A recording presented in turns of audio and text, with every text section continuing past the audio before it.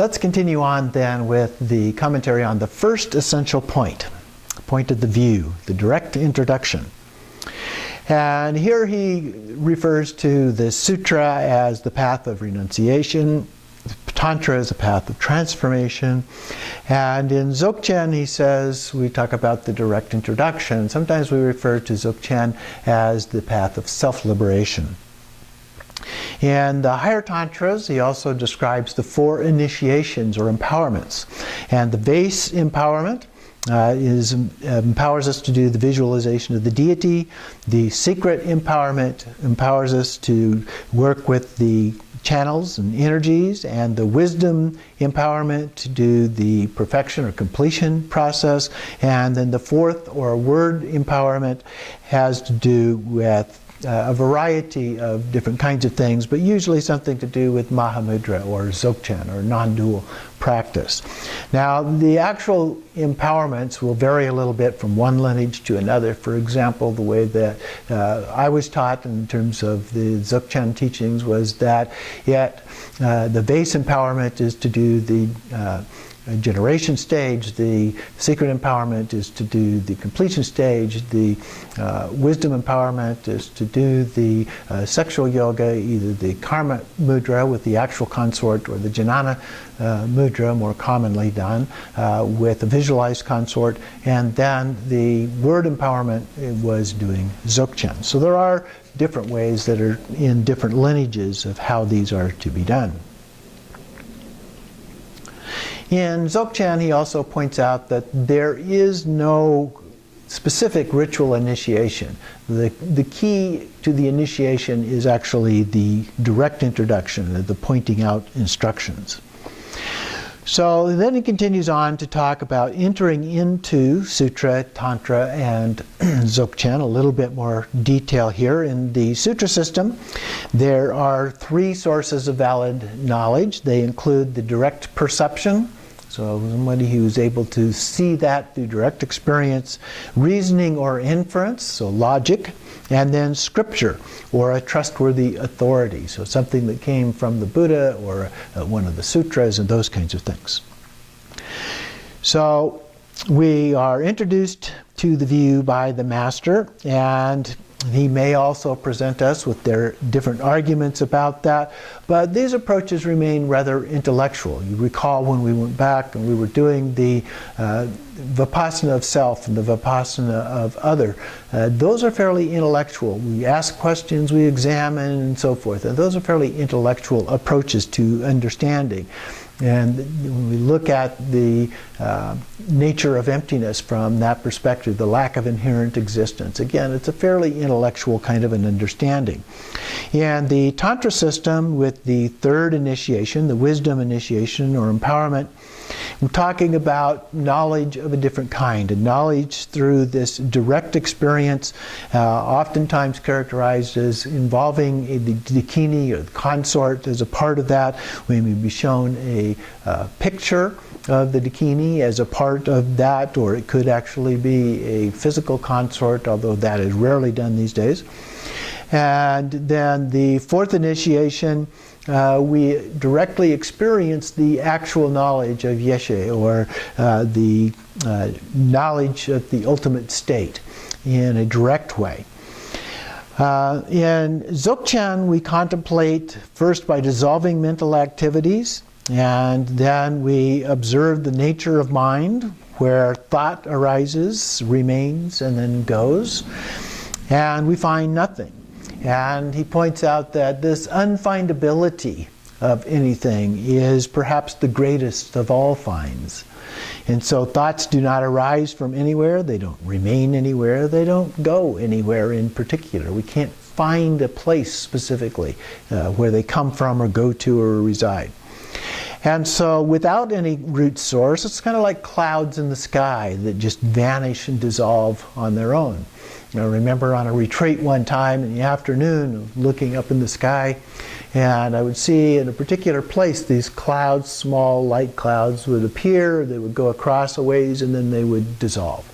And then another one would appear, go across in the same place, dissolve in the same place.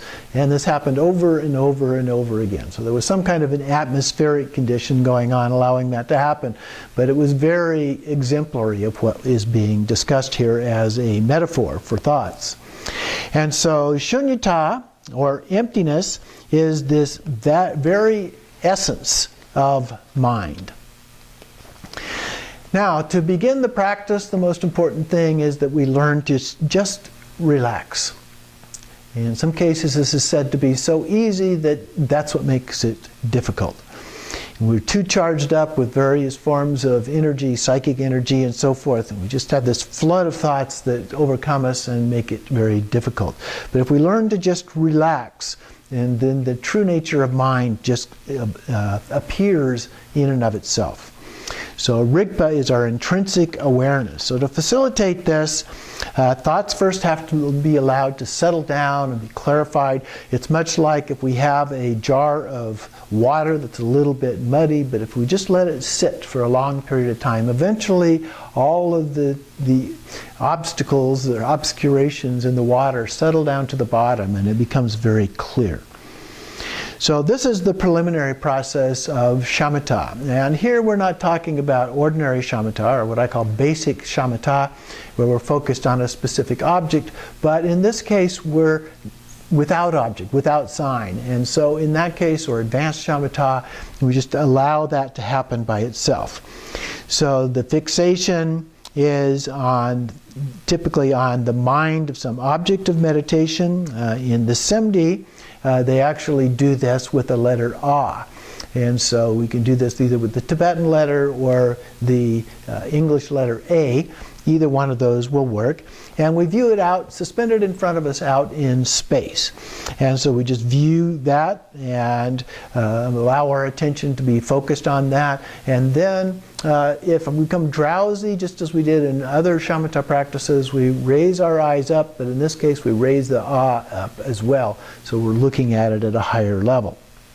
But typically in Dzogchen, we meditate focused straight ahead. The other part of this practice is that we actually sound out the ah. So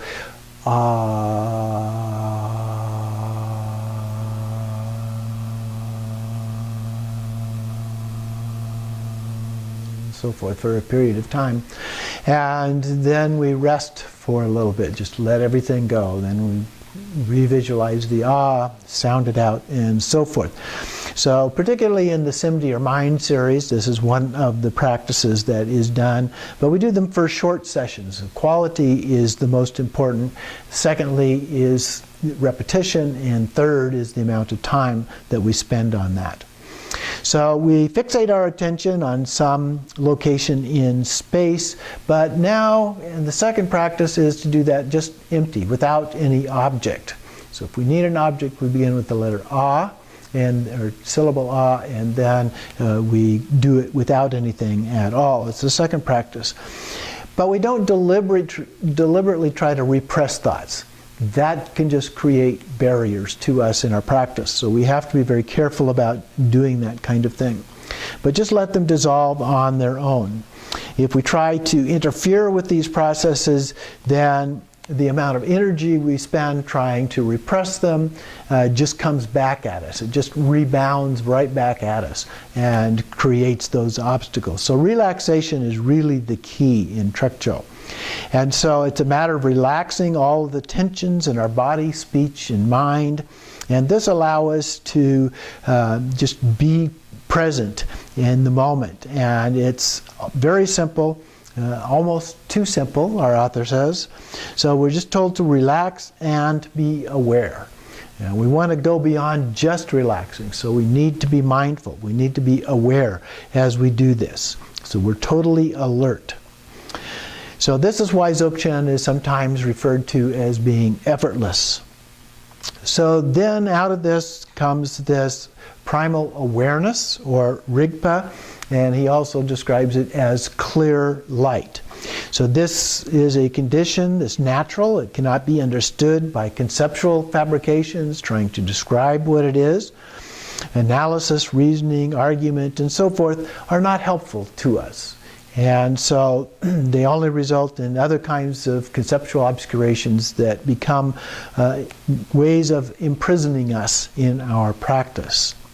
So what do we do if those things happen? Well, we go back to the idea of what he refers to here as startled awareness, particularly as a beginner. And thoughts tend to come up fairly frequently as a beginner, and so we use this startled awareness to help break that pattern. So with that, as a beginner, we're not able to transcend all thoughts and attachments to experiences in our meditation. We may have various experiences such as clarity, non-discursiveness. We can become attached to those things. And so we have to be careful about those things and avoid being attached to them. And that then will reveal this naked intrinsic awareness of Rigpa. And so if we have obscurations that are coming up and blocking this, then we shout "Pet!" in order to block or to break that for a moment. And that's the startled awareness.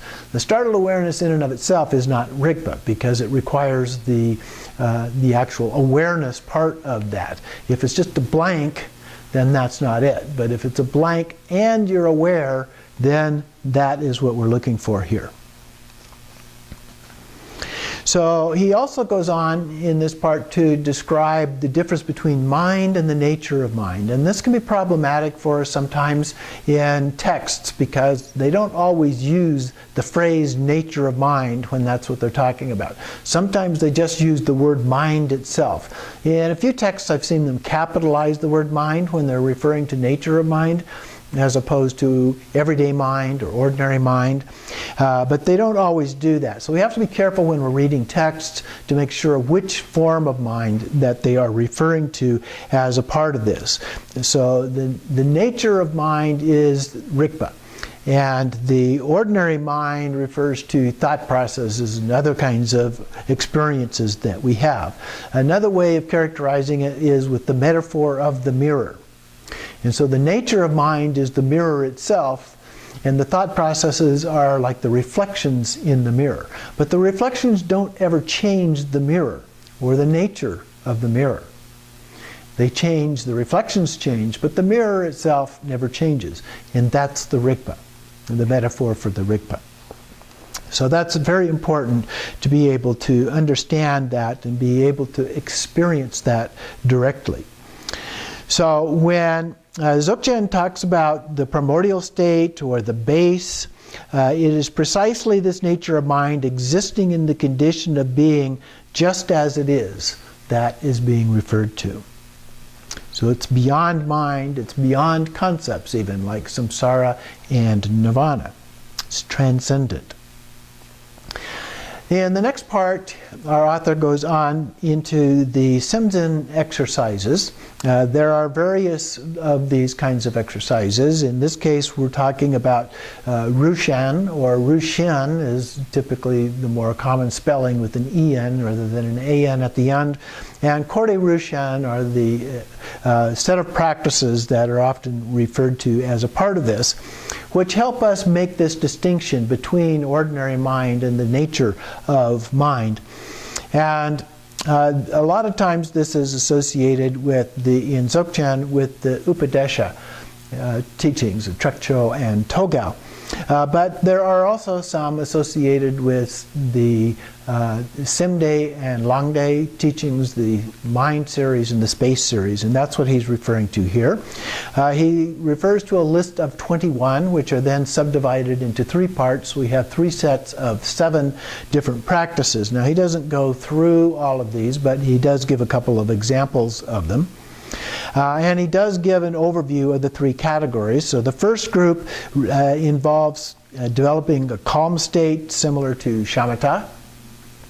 And then the second group refers to the relationship between body and mind. And then the third group to discover the nature of one's own condition, or the nature of mind. And so he gives a couple of examples. One of them is fixating on a white at the tip of one's nose. This is a little different than the previous one that he described. So the is right here at the tip of our nose. And then as we breathe out, similar to what we would do with shamatha, where we focus on the breath, perhaps, We breathe out, the ah goes out away from us. And then when we breathe in, the ah comes back in to the tip of the nose. And so forth, back and forth. So it's a focus. So it's, again, very similar to a shamatha practice. The second one that he describes is the pei.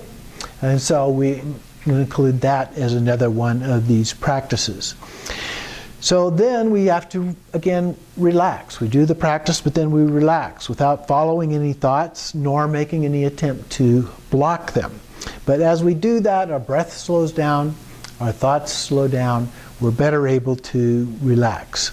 The eyes just stay steady in front of us, pointed ahead, and so we just stay in this state. And then he mentions the state of startled awareness a little more. He talks about the Dharmakaya, or naked awareness, or primordial awareness. There's different phrases that are used for this that have slightly different meanings in terms of the wording, but they're referring to the same essence, the nature of mind. And so this habitual flow of thoughts that has been interrupted and halted momentarily creates this alert, startled state where there are no thoughts, and yet there is awareness. And so if we do this, it can be helpful to us in identifying that gap, is often what is referred to. But if we utter pei and do not integrate awareness in emptiness, then it's no use. It doesn't give us that awareness that we're after. And so then he continues on and compares Rigpa and Prajnaparamita. And Prajnaparamita, most of us are familiar with the Heart Sutra, and there are other texts as well in that series. And so primal awareness is just itself and nothing else. And so the state of the Prajnaparamita Sutra, the perfection of wisdom, is this inconceivable state in terms of the intellect. It's inexpressible in words. It's ineffable. And so it's like space. And so whereas the nature of mind is like space, it's not a mere nothing. It has this aware quality. And so the character of luminous clarity illuminates everything within samsara and nirvana. From the Dzogchen perspective, Rigpa is identical with Prajnaparamita. It's also considered to be identical with Madhyamaka, the middle way, and also identical with Buddha nature. These all three of those come from the teachings in terms of the path of altruism, but they all refer to this essence, if you will. And so that is what we're referring to when we talk about Rigpa. So this awareness abides as the base, which is Dharmakaya, or intrinsic awareness. If we recognize this state and settle into it, then this is the correct practice of Dzogchen. He quotes Jigme Lingpa saying, aside from having this Rigpa not lose its own spot, nothing else is necessary. So that's being able to continuously focus on Rigpa, or remain in the state of Rigpa. And then he talks a little more about the base here. The base is the empty open dimension of the infinite sky, while Rigpa is the capacity for awareness, like the sun, and then energy or potentiality of this awareness is the knowledge, or gnosis, or yesha. And this is like the countless rays of sunlight. So awareness did not come into our being out of existence, but existence came into being out of awareness. Another term that he spends a little bit of time focusing on here in this particular point is bodhicitta, and that is because in some of the texts on Dzogchen, the meaning of bodhicitta is a little bit different.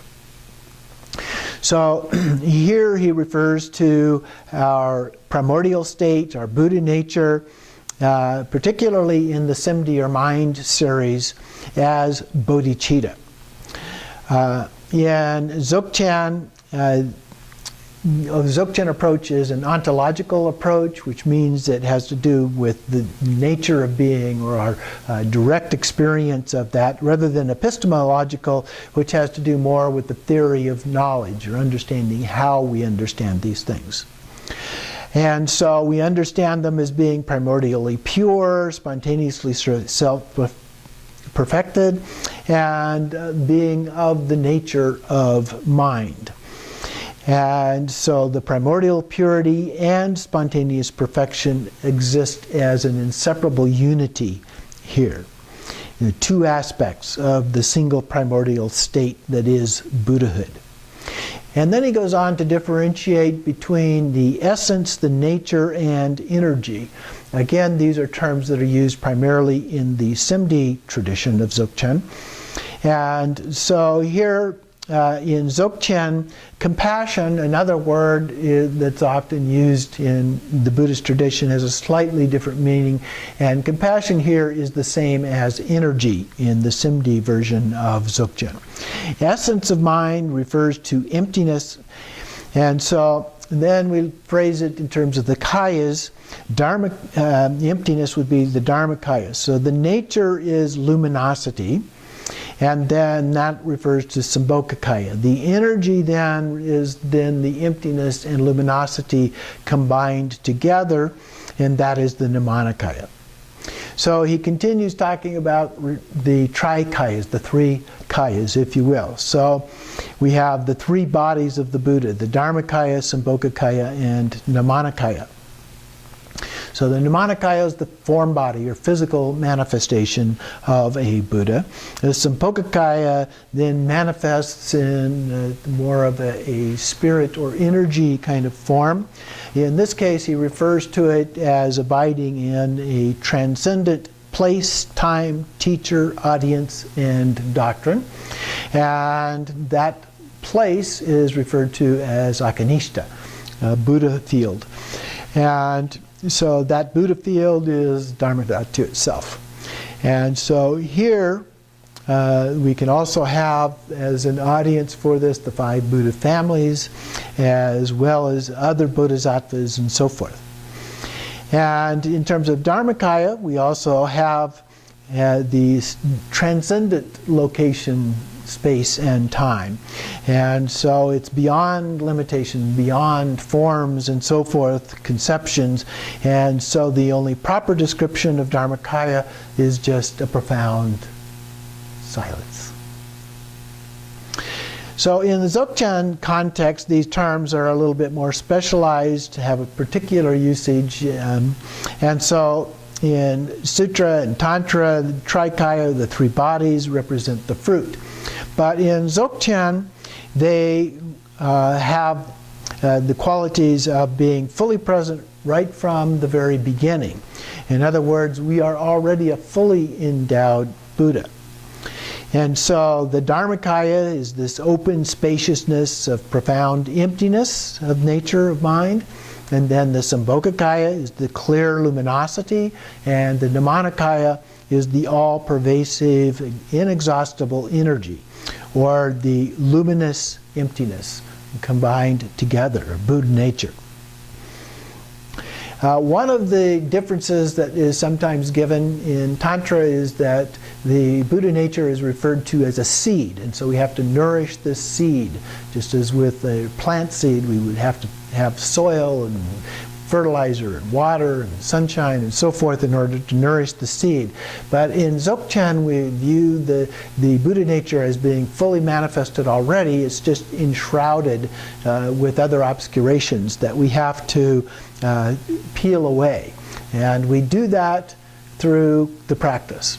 And we do that with the seed perspective through the practice. The practices can be the same. But it's the point of view, how it's observed, that is a philosophical difference between the two. And so then we go through different practices in order to do that. In Dzogchen, the path is the Trikaya, the base is the Trikaya, the fruit is the Trikaya. So it's referring to all of those things as being fully manifest as a great treasure that's only concealed within our own house all along. So then he raises an important question. Well, if we're already Buddhas, why practice? Why should we do this? Well, it's because we don't recognize it. We wind up looking elsewhere. So there are basically two paths. There's the path of delusion and there's the path of liberation. There are also two fruits. One fruit is in the form of an ordinary deluded sentient being, and the other is in the form of a Buddha. So we have a choice in how we do that. He does have a chart here on page 88 in the book. The first column refers to the base, the second column to the path, and the third to the fruit, and giving some of the terminology that he has been addressing in the text. So it gives a good summary of some of that. And then the real view is this state of primordial purity, or Rigpa. So unless we recognize Rigpa, we will not go beyond the view and the meditation that merely are the form of ideas, fabrications that we have, or intellectual kinds of activities. But in Dzogchen, we have the clear light of non-meditation, because contemplation transcends the working of the mind, transcends concepts and thoughts and so forth. And so we have to recognize this intrinsic awareness, this Rigpa, or Dharmakaya. So this is the real meaning of the essential point that is the first statement of Gerb Dorje. If there was no introduction to Rigpa, there would be no cause for continuing our meditation.